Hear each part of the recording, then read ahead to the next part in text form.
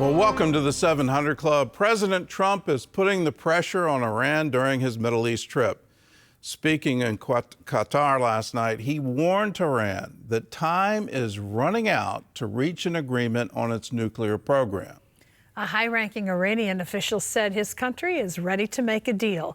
Chris Mitchell reports from Jerusalem.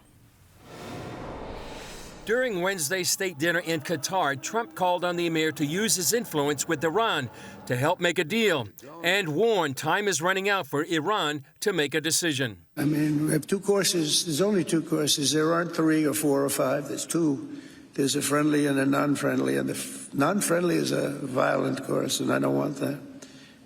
I'll say it up front. I don't want that. But they have to get moving. A recent report from NBC News says Iran is ready to make concessions in its nuclear program in exchange for lifting sanctions. The report quotes a top nuclear advisor to the Ayatollah as saying Iran would commit to not making nuclear weapons, disposing of its highly enriched uranium, and allow international inspectors to supervise its process of enriching uranium for civilian use. However, Iran's president publicly criticized President Trump's statements and says his country will not bow to any bully. Trump and Sheikh Al Thani, the Emir of Qatar, signed both economic and defense agreements. Al Thani called Trump's visit historic. I think after signing these documents, we are going to another level of relationship between Qatar and the United States. So I just wanted to thank you, Mr. President, again for this historic visit. There are also concerns about the U.S. moving closer to a country known for supporting terror groups. In 2022, the Biden administration designated Qatar as a major non-NATO ally, a designation that carries military and economic privileges. Qatar also hosts CENTCOM, the largest U.S. base in the Middle East. But Yigal Karmon, founder of Memory.org, says Qatar also hosted Hamas leaders for years, sponsors Islamist terror, and helped build up Hamas. Qatar gave them billions of dollars over the years. They became a tiny empire, military empire. All the missiles to Tel Aviv, all the almost 40,000 weapon holders, killers, all the drones, all the motorcycles, what have you, all their equipment, everything, every single missile is Qatar. So Qatar is Hamas, Hamas is Qatar. They go together. CBN's Raj Nair spoke with Middle East analyst Eric Stakelbeck about President Trump hoping Syria's new president will join the Abraham Accords. Does he have nefarious intentions towards Israel, or could he truly join the Abraham Accords?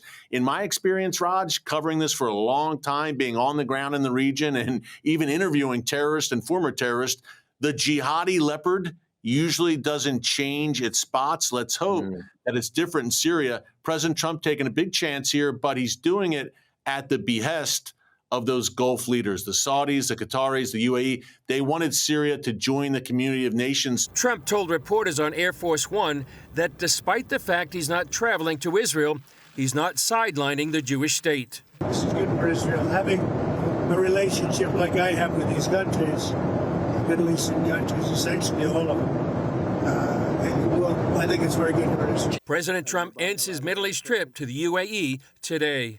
Chris Mitchell, CBN News, Jerusalem. Well, time will tell if this has been a good trip for Israel or has it led to Israel being isolated. I agree with Eric Stakelbeck that the jihadi leopard doesn't really change its spots. And so when you are looking for somehow their ideology to change because you've gotten into a trade deal with them or you've offered them trading status that they didn't enjoy before, I'd be worried if you think that's going to change what they fundamentally believe. And the fundamental belief in the jihadi community is absolute. Israel has to be wiped off the map. And that is something they hold as an article of faith. This isn't something that is a diplomatic goal or a military goal. This is because they believe their religion demands it. That's why the attack on October 7th was called the Al-Aqsa Flood. What they were trying to do is get to the Temple Mount. That is That was the goal, and that has been the goal of ISIS. That's been the goal of the new leadership in Syria. Qatar is clearly funding that goal. So I hope we have our eyes open as to what we're dealing with, and unfortunately, the ideology hasn't changed.